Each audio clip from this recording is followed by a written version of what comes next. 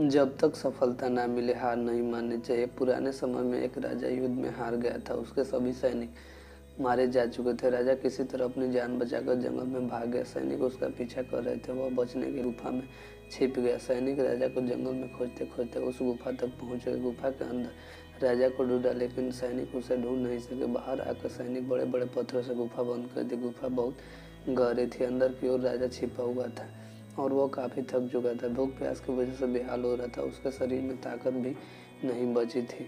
शत्रु सैनिक गुफा बंद करके वहां से चले गए तो राजा अंदर बैठा सोच रहा था कि अब तो उसका जीवन खत्म हो गया। वह गुफा से कभी बाहर नहीं निकल पाएगा। राजा निराश हो चुका था। तभी उसे माँ की एक बात याद आई। उसकी माँ कहते थे कि कुछ तो कर, यूं ही मत मर। जैसे ही माँ की बात याद आई उसे ऊर्जा आ गई। उसने सोचा कोशिश किए बिना हार नहीं माननी चाहिए। राजा गुफा के द्वार से पत्थरों को हटाने का काम शुरू कर दिया। कड़ी मेहनत के बाद राजा ने बड़े बड़े पत्थर खिसका दिए। किसी तरह राजा ने बाहर निकलने की थोड़ी सी जगह बना ली। राजा गुफा से बाहर निकला और अपने मित्र राजा के पास पहुंच गया।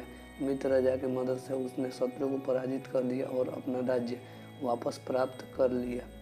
सीख, इस कथा की सीख यही है कि हमें सफलता मिलने तक हार नहीं माननी चाहिए।